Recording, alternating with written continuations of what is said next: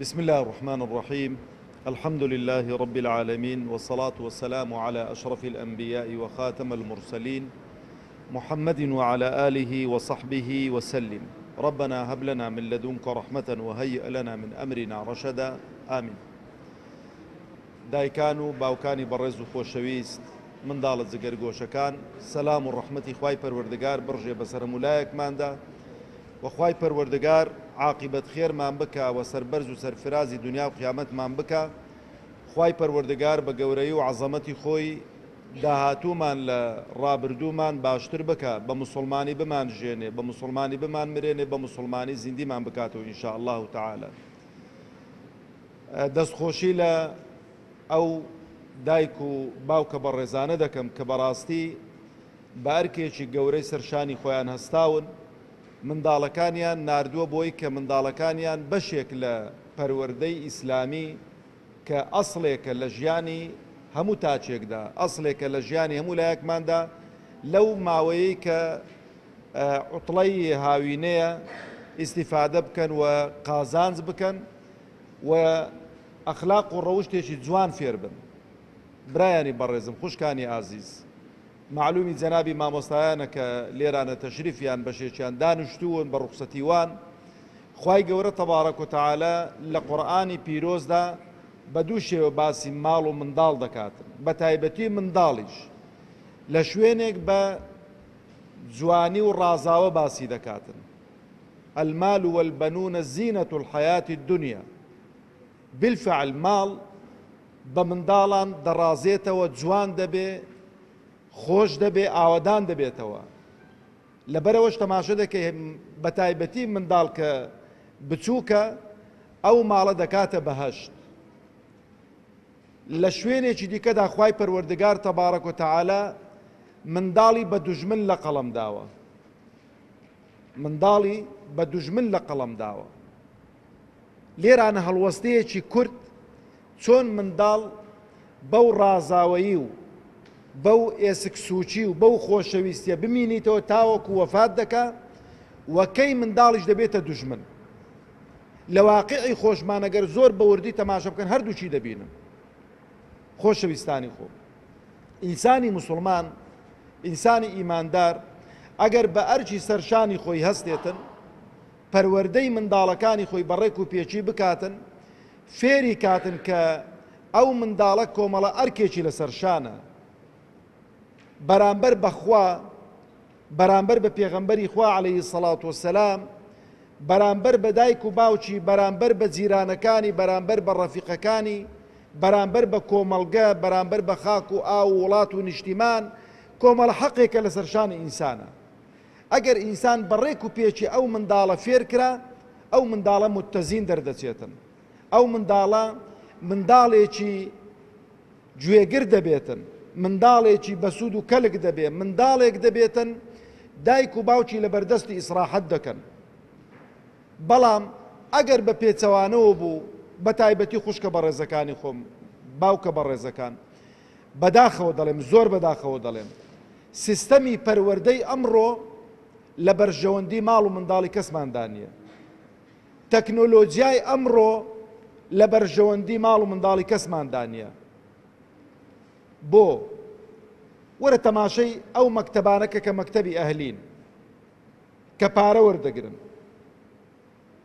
سەر بە وەزارەتن، سیستەمی پەروەردەیان، سیستەمی دەرزگوتنەوەیان، ڕێژەی گرنگیدان بە قوتابیان لەگەڵ ئەو مەکتەبانەی کە مەکتەبی وەکو بڵێ پارە وەرناگرن و مەکتەبێکی حکومین، ئاسمان و ڕێسمانی فەرقە. لە ڕووی ژمارەی قوتابیانەوە لە پۆلدا، لە ڕووی ئیهتیمامی مامۆستایان بە قوتابیەکان، لە ڕووی پەروەردەی مامۆستایان بۆ قوتابیەکان و لە ڕووی لێپرسینەوەی مامۆستایان لە قوتابیەکان و لە ڕووی گرنگیدانی دروستکردنی ڕەبط و عیلاقەی مامۆستا لەگەڵ دایک و باوکی ئەو قوتابیەی. یعنی تەماشە دەکەی منداڵەکەت هیچ عیبی نەبوو، منداڵەکەت زۆر ڕێک و پێک بوو، چووە قوتابخانە تەماشە دەکەی منداڵێکی دیکە دەرچووە، نا ئەخلاقی وەکو خۆی ماوە، نا ئەدەبی وەکو خۆی ماوە، نا عیلم و زانستی وەکو خۆی ماوە، هیچ شتێکی وەکو خۆی نەماوە لە جیاتی بەرەو پێش بڕوا ئەگەر بۆ خۆت ئاگات لێ نەبێتن بەرەو دواوە دەگەڕێتەوە. بەڵام قەناعەتم وایە زۆر لە دایک و باوکان کە ئێستانەکە ئەرچیان زۆر قوڕسترا، ئێستانەکە باوک و دایک حەریسن منداڵەکە کە دێتەوە دەبێ چی خراپ فێر بوو بێتن بۆی کە ئیشی لەسەر بکە ئەو خراپەیە کە فێری بۆ چاچی کاتەوە بۆی ڕاست کاتەوە. ئەو جا تەماشەکە تەکنۆلۆجیای ئەمڕۆکە خوشکە بەڕێزەکانی خۆم باوکانی بەڕێزم بەداخەوە یانی هەمووتان دەیبینن قەناعەتم وایە دڵی هەمووتان ژان دەکاتن. منداڵێکی گچکەی ئاوە کە هێشتانەکە بە تەواوەتی پاک و خاوێنی خۆی لێک ناکاتەوە، باوکی مۆبایلێکی هەستیاری بۆ دەکڕیتن، دایکی بۆی دەکڕیتن، خەتێکی ئینتەرنێتیشی بۆ داخیل دەکاتن و تەسلیمی دەکات. بزانە ئەو منداڵە چی بەسەر دێت، ئەخلاقی ئەو منداڵە چی بەسەر دێتن. یعنی ئەگەر هات و ئینسان عاتیفەکەی زاڵ کرد بەسەر حەز و ئارەزوەکانی منداڵەکەیدا، منداڵەکە دوژمن دەردەچێتن. ئەو منداڵەی کە تۆ خۆشەویستی و عاتفەکە وات لێ دەکاتن هەرچی داوای کرد بۆت کرد و ئەو منداڵە چاک و خراپ لێک ناکاتەوە، بە دوای ئارەزوەکان و شەهەواتی ناو فەیسبوک و ئەنتەرنێت و چی و چیودا دەڕواتن، ئەو منداڵەکە گەورە بوو دەبێتە دوژمنی دایک و باوکی خۆی، دەبێتە دوژمنی برا گەورەکەی خۆی، دەبێتە دوژمنی کۆمەلگە و مجتەماعەکەی خۆی. لەبەرەوەی بەڕاستی زۆر گرینگە، زۆر زەرورە ئەو جۆرە دەورانە، ئەو جۆرە خولانە وجودی منداڵەکان هەبێتن و ئەو منداڵانەی کە لەسەر جادە و کۆڵانەکان کەوتون و شەڕە شەق دەکەن لێرانە مامۆستایەک فێری ئەدەب و فێری سەلام و فێری فاتحا و فێری دەست و نوێژ و فێری قورئانیان بکاتن. چەند جێی دڵخۆشیە، دەبێمە مەمنونی خوا بین مامۆستایانێک خۆبەخشانە ئەو فەراغەی کە دروست ببوو منداڵەکانمان پڕیکەنەوە. خۆشەویستانی خۆ، مجتەمەعی یابان لە مەقالەیەکی خوێنمەوە دەڵێ یابان بۆ پێشکەوتووە، خۆ موسڵمان نین، یعنی لە شرکەکەشیاندا ئیوا هەیە هەر زۆر زۆر متەخەلیفە، یعنی شتی وا دەپەرستێتن بە عەقڵت داناشێت، بەڵام هاتوون تەرکیزیان لەسەر پەروەردەی منداڵ کردوتەوە. دەڵێ 6 ساڵ لە یابان بەس تەرکیز لەسەر پەروەردە دەکاتەوە، بەلای تەعلیم داناڕوا جارێ بەس فێری پەروەردەی دەکاتن، ئەخلاق، پاک و خاوێنی، ڕێزگرتن، خۆشەویستی، ئەوانە هەمووی کۆمەڵە مەبادیەکن لە لای ئەو منداڵە تەجسید دەکرێتن. لەبەرەوەش دەڵێ بڕۆ مەکتەبەکانی یابان تەماشەکە فەراشێکی تێدا نییە، بڕۆ مەکتەبەکانی مەتەماشەکە مەکتەبی وایە 20 فەراشی بۆ تاعین کراوە، 25 فەراشی بۆ تاعین کراوە، بەڵام دوی فەقیر، لەبەرەوەی فەقیرن کەس پاڵپشتیانی ئەو دوانە دەوام دەکەن. ئەوەی کە دەوامیش دەکاتن تەماشە دەکەی هەر شوێنێکی دەچی یەک دنیا تۆزی لەسەر کەوتووە، بارکی خۆی هەڵناستیتن. مزگەوتەکانمان بە هەمان شێوە، خەستەخانەکانمان بە هەمان شێوە. والله کابرا سوێندی دەخوارد دەیگۆ مامۆستا قەسەم بەخوا مەکتەبی وا هەیە 20 تەڵەبەی هەیە 48 فەراشی هەن، 48 فەراش لە مقابلی 20 تەڵەبەی، بەڵام تەماشە دەکەی وێرانەیە خزمەت ناکرێتن، بەس لەوێن دەرێت فەراشیان نین. ئەدی منداڵەکانیان فێر کردوون بۆ خۆیان پاک و خاوێنی پۆلەکەی خۆیان ڕابگرن، بۆ خۆیان خزمەتی خۆیان بکەن، بەڵام مامۆستاکەیان دە پێشیاندایە، مامۆستاکەیان لەگەڵەوان گەچکی بەدەستە شوێنەکەی خۆی خاوێن دەکاتەوە، مێزەکەی خۆی خاوێن دەکاتەوە، قوتابیەکانیش بە هەمان شێوە. ئەو قوتابخانەی وەکو گوڵ ڕاگیراوە، 10 دقەی یەکەم بەس پاک و خاوێنیە. ئەوجا منداڵەکان فێری پاک و خاوێنی دەکرێن، فێری وە دەکرێن ئێتیمان بە جلوبەرجی بداتن، ئێتیمان بەسەر و سیمای بداتن، ئێتیمان بە دەموددانی بداتن، ئێتیمان بە نووسنی بداتن. بەرنامەیان بۆ داناوە منداڵ دەبێت چەند تەماشای تەلەڤیزیۆن بکاتن، دەبێت چەند خۆی بە تەکنۆلۆجیا و مەشغوڵ بکاتن. ئەوەی ئێمە لەسەر گازی پشلەی کەوتۆ دایکی باوکی هەر خواخواتی وە خەبەر نێ، سڕ بووە لەبەر پاپا، سڕ بووە لەبەر تەلەڤیزیۆن، بۆ چکە گەوە خۆی بێتەوە ماڵەکەی کاول دەکات، دەڵێنەوە لە هەر بەوەی سڕ بێت چاکە. لەبەرەوە دایکانی بەڕێزم، باوکانی ئازیز، بەڕاستی منداڵ یان دەبێتە بەڵایەکی گەورە بۆمان لە دنیا و لە دوا ڕۆژدا، یان دەبێتە دارێکی بەبەر بۆمان لە دنیا و لە دوا ڕۆژدا. تەماشەکە بەشێکی ئەو کێشە کۆمەڵایەتیانەی کە دەیبینن، ئەو خەڵکەی کە دەکوژرێتن، ئەو عائیلانەی کە کێشیان لێ دروست دەبێت، ئەو شەڕەی کە دروست دەبێت لە مابەینی دوو جیران، هەمووی هۆکارەکەی چییە؟ ئەو منداڵاڵن کە بە سەقەتی پەروەردەکراون. ڕوحی لێبوردەیی و ڕوحی گەردەن ئازایی و ڕوحی چاوپۆشیان لە ناخدا دروست نەکراوە، فێر نەکراوە گەر کەسێک غەڵەتی بەرامبەر کرد بڵێ کاکە گەردەنت ئازا بێتن، کاکە خوا ئافوت کاتن، لێت خۆش بوو. نا، ئەگەر شەقێکی لێدا ئەو دەچێتەوە لە ماڵی سیلاحی بابەکەی دینیتن مەخزنێکی لێ بەتاڵ دەکاتەوە.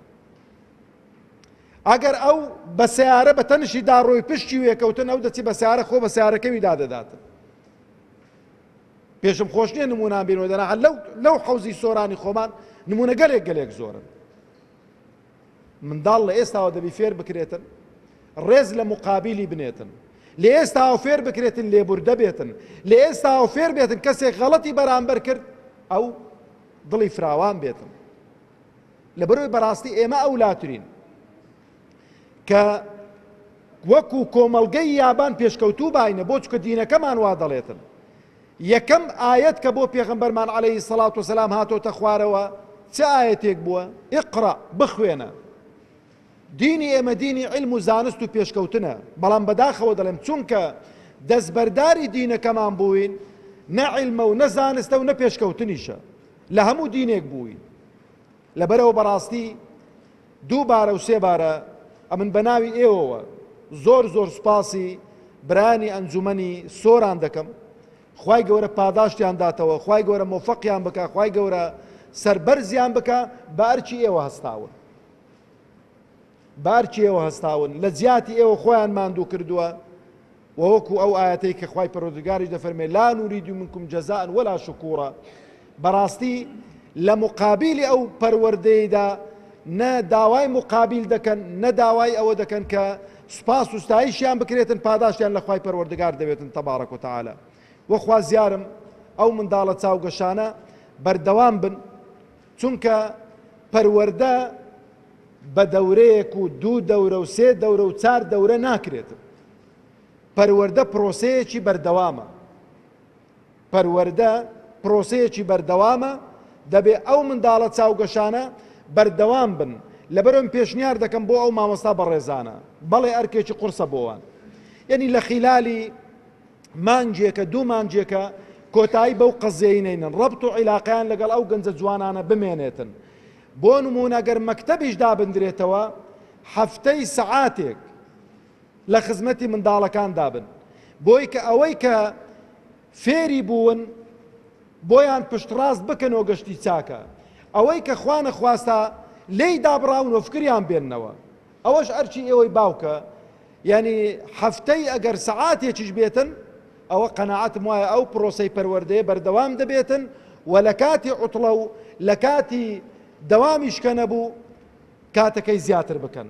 ئەمن دووبارە و سێبارە بە خێراتنیەوەی بەڕێز و خۆشەویست دەکەم وەخوا زیارم ئەو منداڵانەتان بۆتان ببنە داری بەری، وەکەی دەبنە داری بەری ئەو منداڵانە کە ساڵح بن، کە لە خواترز بن، کە بۆ خوا سوڵحاو بن. ئەو کاتەی وەڵی بەزەیان بە ئێوەش دادێتەوە کە پیر بوون، کە کەوتنە ناو دەستان، ئەو منداڵانە خزمەتتان دەکەن.